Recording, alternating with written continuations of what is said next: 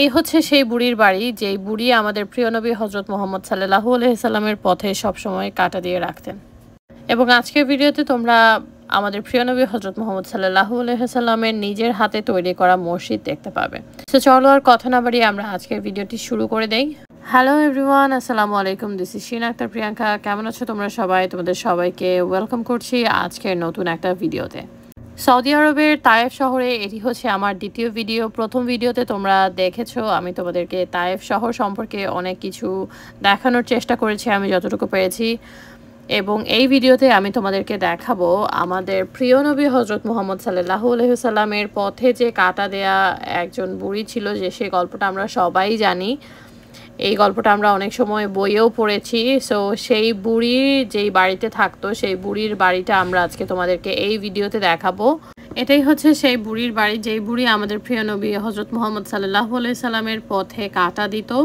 এবং এই বাড়িটা এখন তোমরা দেখলে বুঝতে পারবে যে এই বাড়িটা কত বছর, হাজার হাজার বছরের পুরানো একটা বাড়ি। এবং এখনও যারা উমরা করতে আসেন তারাও এখানে আসেন। তোমরা ভিডিওতে দেখতে পাচ্ছ যে এখানে কিন্তু অনেক পর্যটক এসেছেন দেখার জন্য। আসলে এই গল্পটি এমন একটি গল্প যে গল্পটি আমরা প্রত্যেকেই শুনেছি।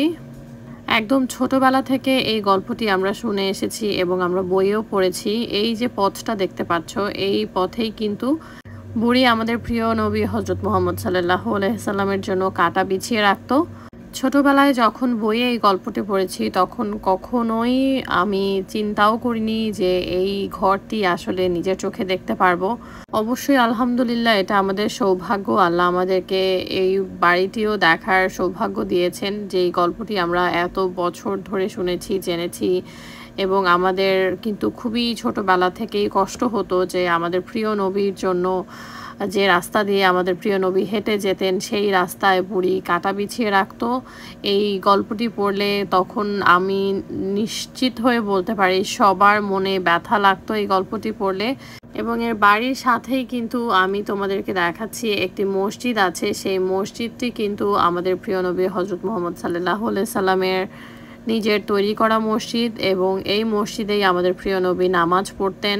এই মসজিদে ইহুদিরা উপর থেকে পাথর ছুঁড়তো যাতে আমাদের নবীর নামাজ পড়তে অসুবিধা হয় বা আমাদের নবী কষ্ট পান। এই রাস্তায় তায়েফে আমাদের প্রিয় নবী হযরত মুহাম্মদ সাল্লাল্লাহু আলাইহি সাল্লাম রক্তাক্ত হয়েছিলেন। এটি আসলে খুবই তাৎপর্যময় এবং অনেক ইতিহাসযুক্ত একটি রাস্তা, যে রাস্তাটি আমি এখন তোমাদেরকে দেখাচ্ছি। এই হচ্ছে সেই পাহাড়টি, যেই পাহাড়ের উপর থেকে মসজিদে আমাদের প্রিয় নবীকে লক্ষ্য করে পাথর ছোড়া হতো। আমার এই ভিডিওটি দেখার পর যারা তোমরা উমরা করার জন্য আসবে তারা অবশ্যই চেষ্টা করবে এই জায়গাটা ঘুরে দেখার জন্য। আমি তোমাদেরকে নিশ্চিত হয়ে বলতে পারি তোমাদের আসলে খুবই ভালো লাগবে।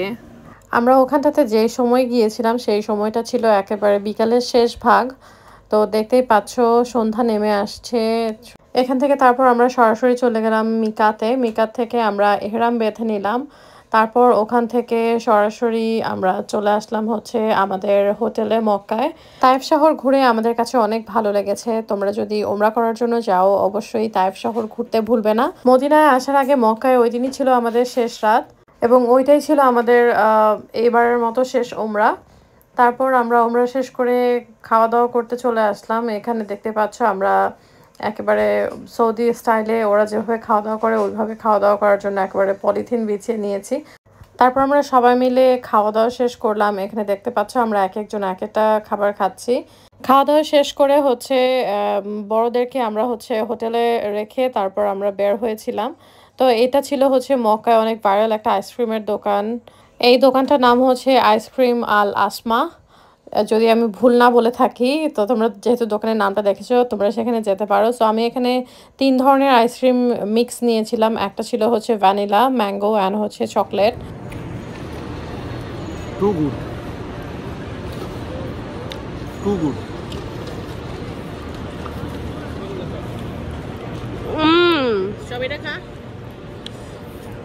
এটা অনেক ফ্লেভারফুল। পরদিন সকালে আমরা গিয়েছিলাম কোরআন শরীফ দেওয়ার জন্য মসজিদে আল হারামে। তো ওখানে আশেপাশে অনেক দোকান আছে, যে দোকান থেকে তোমরা এই মসজিদে দেওয়ার জন্য কোরআন শরীফ পাবে, এবং এগুলো শুধুমাত্র এই মসজিদে দেওয়ার জন্য ওইভাবেই অথরাইজড করা। হেরেম শরীফে কোরআন শরীফ দেওয়ার জন্য ওখানে আলাদা কোরআন শরীফ থাকে, যেগুলোতে একটা সিল থাকে, যেটা হেরেম শরীফে দেওয়া যাবে। তোমরা চাইলে আশেপাশের দোকান থেকে এরকম কোরআন শরীফ কিনে দিতে পারো।